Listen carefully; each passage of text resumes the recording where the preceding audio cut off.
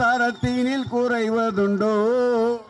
உங்கள் அங்கத்திலே ஒரு குறை இருந்தாலும் அன்பு குறைவதுண்டோ?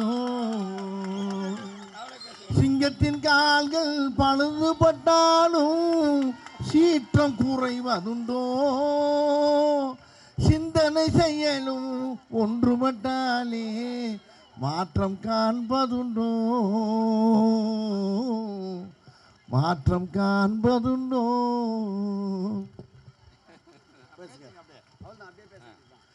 அதாவது மேடையில் நிற்கிற எங்கள் அண்ணன், என் அன்பு சகோதரன் எல்லாரையும் பார்க்கும்போது மகிழ்ச்சியாக இருக்கு.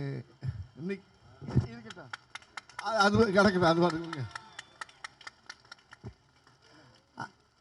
இன்னைக்கு அதாவது உண்மையிலே வந்து என்னங்க எங்கே பார்த்தாலும் இங்கே பாருங்க, ஒரே ஒரே நம்ம கட்சி கலர் தான் தெரியுது தவிர யாருமே தெரிய மாட்டேங்கல. இல்லை எல்லாம் கொடைக்குள்ள இருக்கீங்களா பூரா? அருமையான நிகழ்ச்சிங்க. பகலை இரவாக்கிட்டான் பாருங்க, இரவை பழவாக்குறான் கடவுள். எல்லாரையும் எவ்வளோ சந்தோஷம் கூலிங்க உட்கார வச்சுருக்கேன் பாருங்க. என்னைக்கு இதுக்கு உதாரணம் என்னன்னு கேட்டிங்கன்னா, 2026 நம்ம ஐயா மாண்புமிகு தமிழக முதலமைச்சர் தான் திருப்பி முதலமைச்சர். 100க்கு 100 உண்மை, இதுக்கு மாற்ற கருத்தே இல்லை. 200 நிச்சயம், 200க்கு மேலே வர்றது நம்ம லட்சியம் இல்லை? ஆமாம் ஆமாம். என்ன என்ன என்ன எப்படி எப்படி அழகான ஒரு ஒரு அதாவது இந்த நிகழ்ச்சி நம்ம அதை பற்றி பேசிக்கிறேன் நான். இந்த நிகழ்ச்சி எப்படின்னு கேட்டிங்கன்னா, என்னுடைய அன்பு சகோதரர் அருமையா டெப்டி சிஎம் உதயநிதி அவர்களுக்கு 58 கடந்து, சாரி 58 எனக்கு, நீ வேறு தப்பாச்சுறாங்க, 48 கடந்து 59 அடியெடுத்து வைக்கும் அண்ணன்.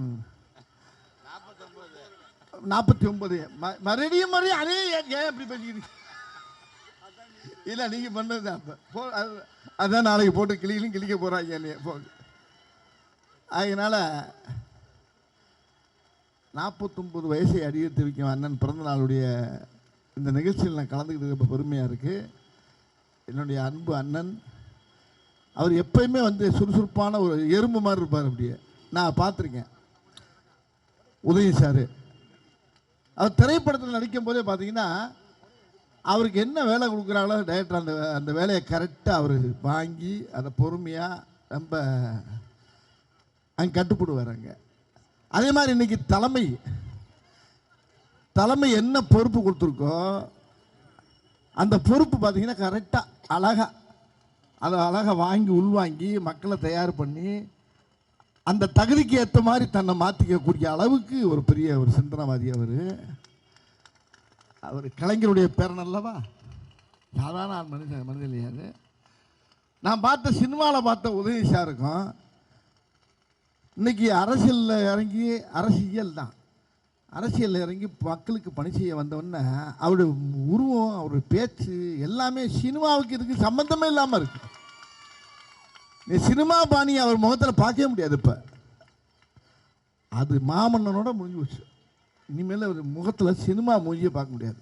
அவருடைய பணி என்னன்னா உழைப்பு உழைப்பு உழைப்பு. எப்படி அண்ணன் தமிழக முதலமைச்சர் மாண்புமிகு ஐயா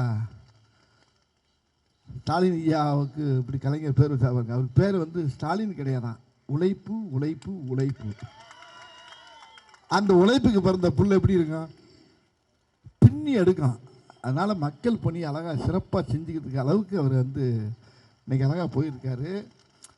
ஒரே ஒரு விஷயத்தை மட்டும் நான் சொல்கிறேன். எத்தனையோ நன்மைகள் செஞ்சுருக்காங்க ஐயா, கலைஞர் ஐயா எவ்வளோ பண்ணியிருக்காரு, என்னவோ ஒரு விஷயத்தை மட்டும் இங்கே எல்லாம் பெண்களுக்குன்னு சொல்லிக்கிறேன், மகளிருக்குன்னு சொல்லிக்கிறேன், இந்த உலகத்தில் இருக்க பெண்களுக்கு பூரா சொல்லிக்கிறேன். ஒரு விஷயம் பாருங்கள், கலைஞர் ஐயா செஞ்ச வாழ்க்கை பாருங்கள்.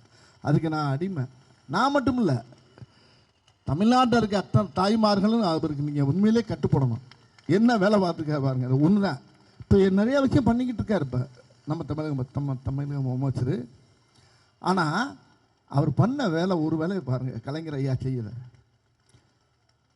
முந்தியெல்லாம் ஆம்பளை பிள்ளைக்கு தான் சொத்து, பொம்பளை பிள்ளைய 10-15 வயசில் கட்டி 10 வயசும் கட்டி கொடுப்பான், 18 வயசுல கட்டி கொடுப்பான், 20 வருஷம் கட்டி கொடுத்துருவான். ஓடி இன்னொருத்த வீட்டுக்கு போகிறீங்கள உனக்கு ரெடி சொத்துன்னு சொல்லி அண்ணன் தம்பி அப்பெல்லாம் சேர்ந்து வெட்டுவாங்க. அதை உடைச்சார் வரேன் கலைஞரை, உடைச்சார் சட்டமாக்கி அந்த பெண் மக்களுக்கு அந்த பிள்ளைக்கு சொத்து இருக்குடா, பிள்ளைக்கு பங்கு இருக்குடான்னு சொன்னவர் எங்கள் ஐயா கலைஞர் ஐயா. எனக்கு ஒரு பையன் 3 பொண்ணு. எங்கள் வீட்டிலே அந்த பிரச்சனை வரல. அப்படியே மீறினா கூட அது அழகா சட்ட ரீதியாக கொண்டு வர அளவுக்கு ஐயா கலைஞர் ஐயா பண்ணி வச்சுருக்காருன்னா, பெண் பிள்ளைகள் அத்தனை பேரும் திமுகவுக்கு தான் ஓட்டு போடணும், திமுக கூட்டணிக்கு தான் ஓட்டு போடணும். அது கண்டிப்பாக நீங்கள் போட்டுருவீங்க. 2026 தமிழக முதலமைச்சர் வரப்போகிறது ஐயா மாண்புமிகு ஸ்டாலின் ஐயா, ஐயா துணை முதலமைச்சர் ஐயா.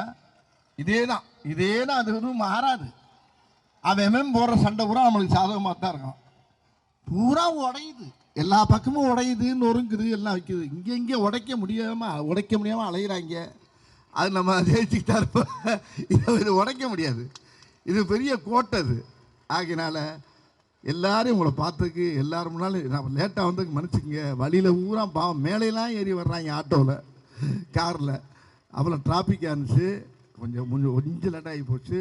ஏன்னா பஞ்சுவாலிட்டி பார்க்குறவர் இவர் அண்ணன் சேகர பவன்.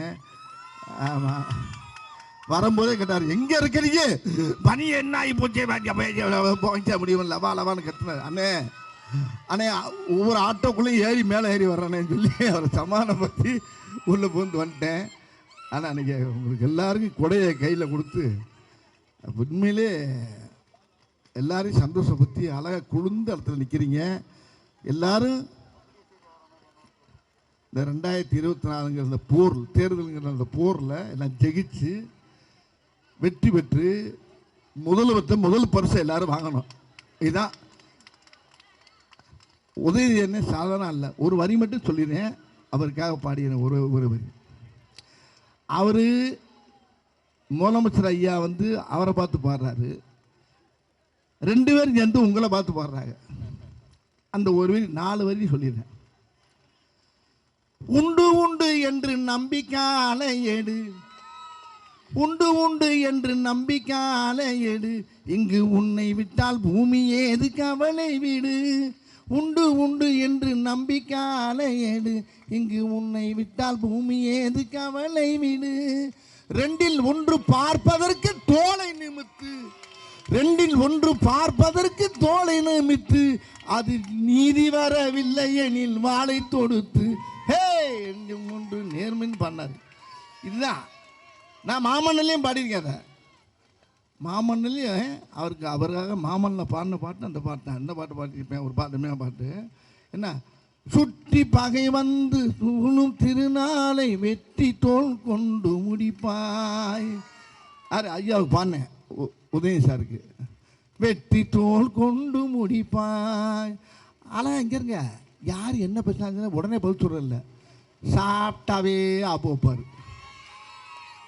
அவர் உதயம் சார்ட்ட நான் நான் பக்கத்துலேருந்து பார்த்தேன். நான் ரொம்ப நெருங்கி பழகினவன். நான் சும்மா கேட்குறக்கெல்லாம் பார்த்து வர கிடையாது. கேப்பு விட்டு ஒரு 10 கேள்வி கேட்டால் 11வது பதில் பார்த்தீங்கன்னா அவங்க தாத்தா மாதிரி அடிப்பார், நம்ம ஐயா கலைஞர் ஐயா மாதிரி.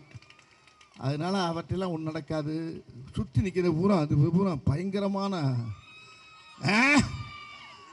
அரசியலை கரகண்டு அப்படியே சட்டியில் குடிச்சவங்கலாம் ஃபீல்டு ஒர்க்கர் எல்லாருமே.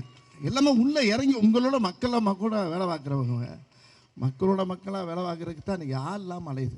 இறங்கி உள்ளே தைரியமாக போவாங்க, பயப்பட மாட்டாங்க, யாருக்கும் பயப்பட மாட்டாங்க. பயங்கிறதே இந்த நம்ம கழக திமுகவுக்கு கிடையாது. அது நானும் ஒரு ஓரமாக இருக்கேன், என்னையும் சேர்த்துக்குங்கய்யா. வாழ்க வாழ்க வாழ்க, வெற்றி வெற்றி, நாளை நமதே பின்னுவான்.